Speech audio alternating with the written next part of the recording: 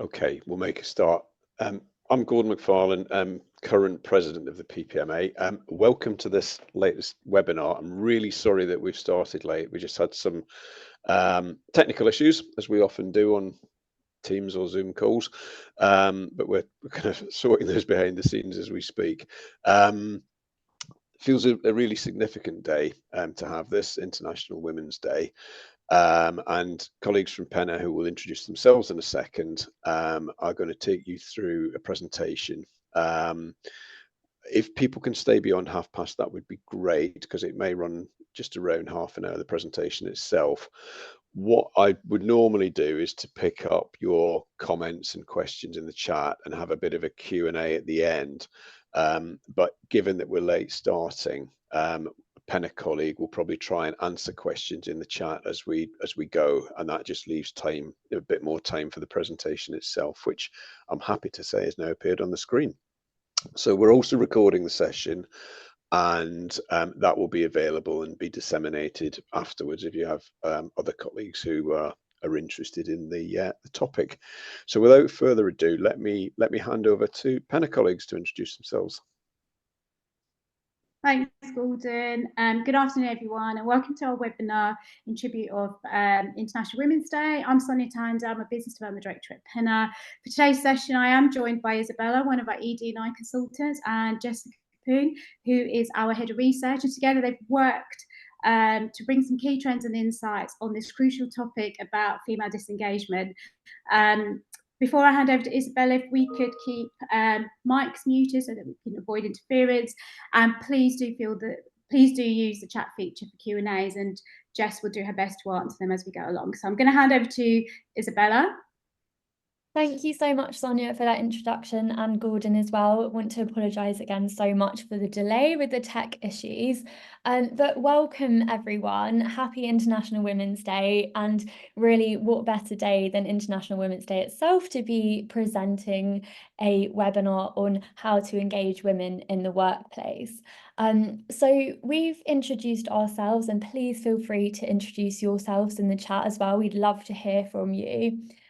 So just to give a little bit of an intro into this session, today we're going to be tapping into different issues on everything from the so-called pink tax on women's careers to the lack of flexible working and beyond, to really understand why more and more women are tapping out from their workplaces.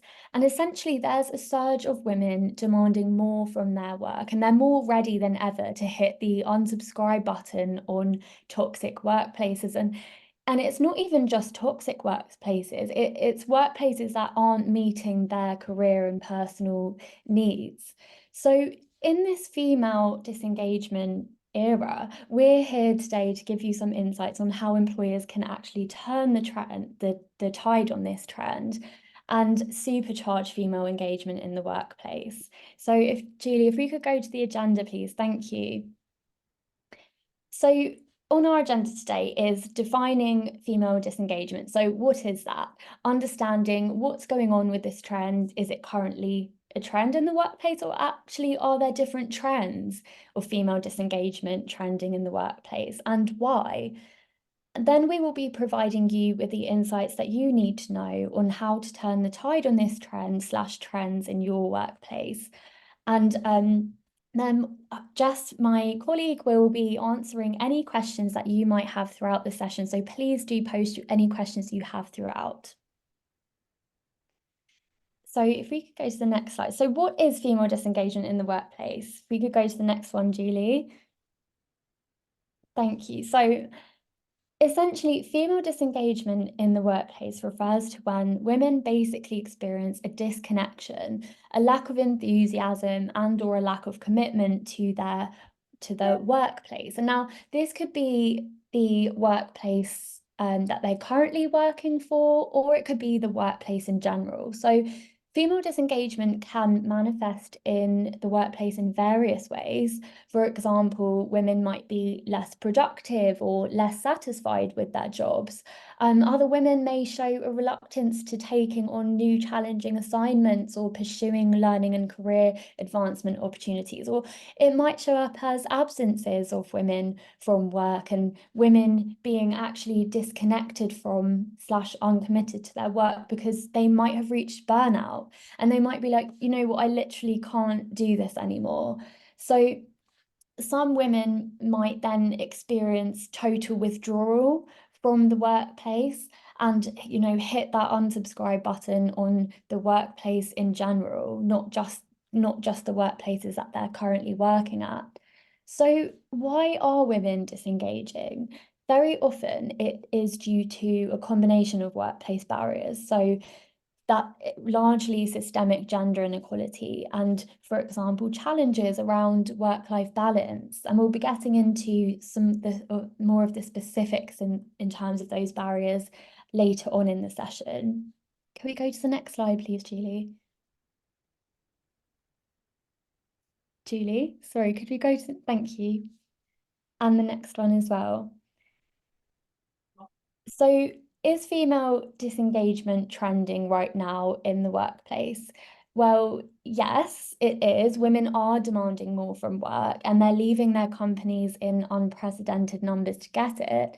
But this trend is definitely not new in 2024. In fact, the Women in the Workplace Report 2022 by McKinsey in partnership with leanin.org, in that report, we saw a trend of basically women demanding more from work and actually leaving their companies in unprecedented numbers to get it. And specifically, we saw women leaders switching jobs at the highest rate we've ever seen and at a much higher rate than men in leadership. And this trend is what the report refers to as the Great Breakup trend. And Rachel Thomas, who's the co-founder and CEO of leanin, stated that the scale of this trend is surprising because women leaders are clearly voting with their feet to say that they're not comfortable with the status quo and they just don't want to return to business as usual.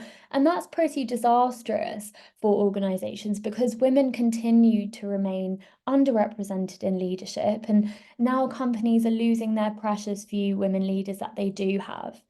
And the Great Breakup trend isn't just about women leaders switching their jobs. It's actually also about many women leaving the workplace altogether. And this Great Breakup trend is a prime example of female disengagement. So is this trend still trending? Yes, it is. But actually the tide of this trend has shifted more specifically towards women at the director level. So that is the group next in line for senior leadership positions. So in other words, according to the latest Women in the Workplace report, director level women are now leaving at a higher rate than in past years and at a notably higher rate than men. Now, whilst the overall trend of female disengagement is definitely not new, there are actually sub-trends within this general trend that are actually new and emerging. So enter the soft girl trend, for example. Now, this is a new popular trend that has recently found a cozy spot amongst social media trends and is particularly being enjoyed by Gen Z women, often from the comfort of their own homes. So I just want to welcome you to the world of the soft girl for a minute. This is the lifestyle choice, essentially, that many young women are now holding up as an ideal. And let's just lounge in the mindset of a soft girl for a minute. In her article, Welcome to the Soft Girl Revolution, Stephanie McNeil explains that a soft girl doesn't value the grind or getting ahead. She prioritizes slow living. Her days are filled with a nearly almost obsessive focus on self-care, from making the perfect morning smoothie to tending to her skin. She's not interested in making partner or founding her own company. So essentially, so-called soft girls are totally abandoning their career goals in the pursuit of stress-free self-care. And what's very clear is that this trend is a sub-trend of female disengagement. And essentially, more young women are not just abandoning their career goals in pursuit of another workplace that suits their needs better. They're abandoning the workplace altogether. And this really signals a major disconnect between women's personal needs and career goals and what currently workplaces are offering them. So if we could go to the next slide, please, Julie, thank you. And so now that we've identified that female disengagement from the workplace is when women experience disconnection, burnout, or actual withdrawal from the workplace due to workplace barriers that affect women, I want to tap into the biggest barrier that women in the workplace face that is actually making so many of these women disengage from their work. If you could go to the next one, please, Julie. So you've probably guessed already that the biggest barrier that women face in the workplace is systemic gender inequality. So on the screen, you'll be able to see just a few examples of how this systemic gender inequality plays out in the workplace. I won't go into all of them because we have limited time in the session because of the delay, but I'm sure most of us have heard about the infamous glass ceiling. Now, this is the invisible metaphorical barrier preventing many women and those with marginalised identities from reaching higher levels of professional success. But what about the concrete ceiling? So this is actually the metaphor to describe the almost impenetrable concrete ceiling that Black women in England in particular face when it comes to their career progression. And much of this can be explained by the fact that they live at the intersection of sexism and racism, a system of discrimination that perpetuates inequalities and prevents career advancement. Now, the glass ceiling and the concrete ceiling refer to those barriers that women face further up in their careers that usually prevents them from advancing into leadership positions and into the C-suite. But actually, data from the latest Women in the Workplace report reveals that there's a much bigger problem earlier on in the pipeline, and this is what is known as the broken rung. So this refers to the barrier that women face at the first critical step up to a managerial role, leaving less women in the pipeline for leadership positions. We also have the gender pay gap and tripartite labour. And what I mean by tripartite labour is that cultural expectation for women to essentially take on 3 forms of work. Now, this is caring for the home and loved ones alongside their career. And many women are forced to give up their careers if they can't juggle this all at once, either because of gender expectations for women to stay at home and look after the children, or because of the gender pay gap, where actually many women feel the need to prioritise their partner's career over their own. And obviously the most common reason for this is because their partner earns more. We also have imposter syndrome, which at its core is doubting your abilities and feeling like a fraud. And the reality of this is that systemic gender inequality in the workplace can make so many women doubt themselves and feel like frauds in a place that is essentially set up for the success of their white male colleagues. We also have microaggressions towards women. And whilst these might seem small at the time, overall they can accumulate and cause for a really psychologically unsafe space for women, which affects their confidence and well-being. And women who experience microaggressions find it much harder to take risks, propose new ideas, and they experience microaggressions at a much higher rate than men. And for women with intersecting marginalised identities, these slights happen more often and are even more demeaning. On top of this, 78% of women who face microaggressions tone down what they say or do to try to avoid a negative reaction at work. So essentially, women who experience microaggressions are 3 times more likely to think about quitting their jobs and 4 times more likely to almost always be burnt out. By leaving microaggressions unchecked, companies miss out on what women... Oh, sorry, did someone try to say something? Sorry, I'll carry on. So companies are essentially losing really talented women employees. So if we could go to the next slide, please. Now, everyone here has probably heard of the pink tax, but I bet that mostly everyone here who's heard of the term has heard of it in terms of beauty products. For example, a face moisturizer for women being triple the price than the male alternative because it has some seductive pink branding marketed at women. And did you know actually the pink tax is not just about the extra cost of beauty and other products marketed towards women? It's time to acknowledge that the pink tax is about more than money. It's also about the extra time, energy, and effort that it costs women just to keep up with their careers. Women are exhausted by having to walk the razor's edge of being competent and assertive without being labelled bossy, trying to be empathetic without being labelled overly emotional, and all of these other countless dichotomies that they have to navigate. Now, add unpaid domestic labour and that being childcare and caring for the home on top of their careers, it's easy to see why women are so fatigued. And the antithetical cherry on the cake is that women are still being viewed as less competent than their male counterparts, despite having to work harder. So the result of all of this, now many women feel overworked whilst undervalued, and many can actually start to become less productive and less engaged and committed to their work. And many are actually quite literally so sick and tired of their work and workplace that they're on the verge of burnout. That's if they're not experiencing it already. And these are some of the other examples beyond just leaving the workplace of the ways in which female disengagement can manifest in the workplace. And I'll be talking about burnout next, but all of these issues can eventually lead more and more women to switch their jobs and quit the workforce altogether. So if we could go to the next slide, please. So data from Deloitte Women at Work report shows that whilst just under 30% of women report it feeling burned out versus 46% last year, mental health for women in the workplace remains a really concerning issue.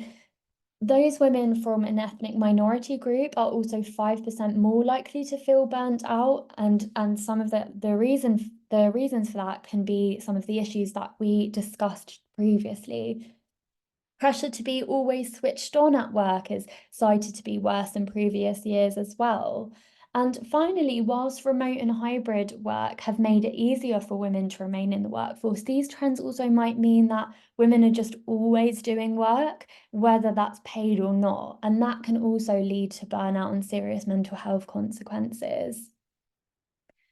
And women are also slightly more likely this year than in 2021 to say that their employer offers flexible working policies, but the number is still really low. So it's clear from all this data to see why more and more women are showing less enthusiasm towards their work and actually disengaging from their work. So if we can go to the next one, please. Thanks, Julie. So another reason why women are disengaging from their workplaces is because the vast majority of women don't actually believe their employer is taking the concrete steps to deliver on its commitment to gender equality, with 48% of women also believing that there has been no increase in their employer's support for women over the past year. So if we can go to the next one. Thank you. So with all of that in mind that we've just spoken about, it's clear to see why the latest Women in the Workplace report by McKinsey in partnership with Lean In goes as far as to say that the workplace is a mental minefield for many women, particularly those with intersecting marginalized identities. Next slide, please, Julie. Thank you. And sorry, can we go back to the previous one? Thank you. So essentially, as Women in the Workplace warns, if companies don't take action, they won't just lose their women leaders currently, they actually risk losing the next generation of women leaders too. So in the next and final section of of this session, we're going to look into how employers can avoid losing their women employees to these trends of female disengagement. And especially, we're going to look at how they can avoid losing their female employees to the new trend of the soft girl lifestyle, who, you know, soft girls are just abandoning their workplaces totally in the pursuit of a better self-care routine. So if we can go 2 slides on, please. Thank you so much. So here are 4 tips to help employers shift the trend from the great breakup to the great makeup, including making it up to the so-called soft girls who have left the workplace to prioritize their self-care and makeup routines. So the first is fair salary, including benefits and bonuses. The second is flexible working. The third is fostering an equitable, inclusive and supportive work environment. And the fourth is learning and development opportunities, including mentorship. So let's get into the first one, which is on the next slide, please, Julie. Thank you. So, obviously pay, unsurprisingly, remains amongst the top 3 factors that women look for in a job. And for most women, it's the top. Fair and transparent salary processes, for example, regular scheduled pay reviews, or ensuring that all genders are paid equally for the same roles, and including transparent salary and as narrow salary bands as possible on job descriptions, not only helps employees to trust you as an employer, but it also helps minimize the need for negotiation, which data has proven can have a detrimental impact on women employees' ability to earn the same as men in the same roles. And that, by extension, can help minimize the gender pay gap within your organization. So if we get on to the next slide. Thank you. So lack of work-life balance can discourage women from seeking new roles and opportunities due to concerns about long hours, excessive stress, and burnout. Forbes reports that almost 2/3 of women under 30 say that they would be more interested in advancing if they actually saw senior leaders who had the work-life balance that they want. So what young women are essentially saying is, we're highly ambitious, we want to work, but we want to work in a way that accounts for our well-being, to make sure that we can fit work into our lives in a way that's sustainable. And this is just one reason why it's vital for organisations to implement flexible working to engage and retain women. There's a myth that women are becoming less ambitious with their increasing demand for flexible work in a post-pandemic world. But according to the latest Women in the Workplace report, the reality is actually that most women are more ambitious than before the pandemic. And apart from those so-called soft girls who have abandoned their career goals, most young women are in fact especially ambitious. And you know what? Workplace, flexibility is not making women more lazy. It's not making them less ambitious. It's actually fueling their ambition. And how? Why is that? Because flexibility is allowing women to pursue those ambitions that they have. According to the report, 1 in 5 women say flexibility has helped them to stay in their job or avoid reducing their hours. And a large number say that who work hybrid or remotely, they point to feeling less fatigued and less burnt out as a primary benefit. And a majority of women report having more focus time to get their work done. So these women are essentially defying the outdated notion that work and life come at the expense of each other. So what does that mean for employers? Basically, women are not afraid to leave their workplace to get the flexible working that they need. So smart employers essentially need to propel flexible working in their workplace and flexible working that actually works for women to help turn the tide from the great breakup to the great makeup in their workplace. And too often, the conversation about flexibility is limited to just the number of days in the office. And in 2024, smart employers need to shift the meaning of flexibility beyond just where we work to also include when we work. Research from Wired tells us that 95% of women desk workers want flexibility in their schedules, and the majority are just not getting that option today. With women's demand for flexibility in their work schedules clear and the rate of women disengaging from the workplace high, smart employers must give employees more choice in how they work and break away from that traditional outmoded 9 to 5 model of productivity. But there is a catch to be aware of, because remote work can actually also lead to something called proximity bias. And that's where people who work mostly in the office, which tends to be men and non-carers, are favoured over those who don't. And this can make it even harder for women, and especially working mothers who are most likely to want and need flexible arrangements. So what can be done about this? Essentially, employers can communicate with managers that employees should be evaluated based on measurable results, not just when or where they work, and not based on outdated measures such as being the first in the office and the last to leave. And my final point on flexible working is that we need to make sure that women's workload is adjusted accordingly if they request flexible working options, because something else to be careful of is that whilst remote and hybrid work can make it easier for women to remain in the workforce, these trends might also mean that women are always doing work, whether paid or not, which can lead to burnout and serious mental health consequences. So moving on to the next slide. Employers need to foster an equitable, inclusive, and supportive workplace for women, whether that's in the home or the office. More women, essentially young women, are placing a higher premium on working in supportive workplaces that prioritise flexibility, employee well-being, and diversity, equity, and inclusion. As I've mentioned, they're not afraid to leave their workplace to opt for employers who support women to be their best authentic selves, and that's both professionally and personally.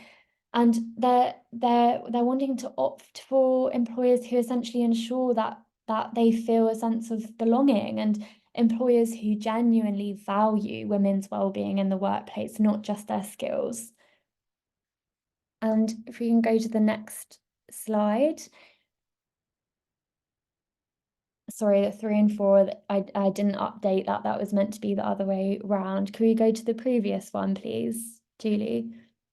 Thank you. So finally, it's no secret that there are workplace barriers that specifically obstruct women's career development. And we've talked about some of those being the glass ceiling and the concrete ceiling and the broken rung.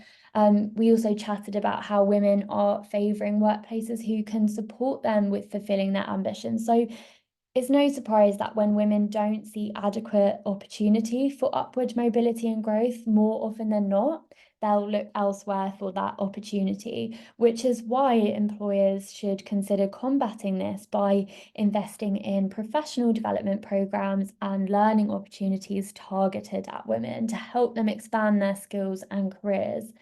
Employers really should be considering providing equitable access to learning, training, mentorship, leadership, coaching opportunities, all of these different opportunities that are tailored to the unique needs of each individual woman. And that's really important, that they're tailored to the needs of different women. Employers should be investing in women's talent, and because the reason for that is that this will not only help to support and empower women employees and increase women's representation in leadership, but it will also strengthen the perspective, skills, and experience of your workforce. So moving on to the next slide. So what's our call to action? At Penna, we create bespoke strategies for our clients to help them engage, hire, and retain talented women in your workplace.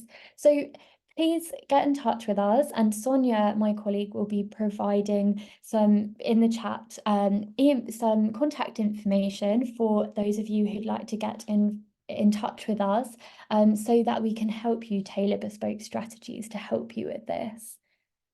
And finally, the next slide, I'm going to leave up on the screen some key takeaways, 3 key takeaways for you to have a look at. And if there are any questions that anybody would like to ask, if in the little time that we have left of the session, then I'd be more than happy to answer those. But sorry, Gordon. No, I was just going to thank you, Isabella, and I think there have been some questions in the chat, and I think, Sonia, you've been answering those as we've gone, haven't you? Yes. I am conscious that we've kind of gone about 10 minutes over time. Really interesting stuff. Really grateful to you for sort of putting the presentation together. And I guess it's really important for us as employers to understand kind of what's happening, what people are thinking about and what's happening. Never mind the fact that, you know, we know what the local government demography is in terms of male-female split as well. So it's hugely important for us to understand this piece of work and then think about what we can do about it. Let me just have a really quick look at the chat. Thank you so much for that, Gordon. Really appreciate that. And thank you so much for your time, everyone listening to the session today. It's been such a pleasure hosting this for you today. Okay, and thank you for those that managed to stay on the call. Really thought-provoking stuff. So enjoy the rest of Friday. Thank you, everybody. Thank you so much, everyone. Enjoy. Cheers. See you all soon. Bye. Thank you. Bye.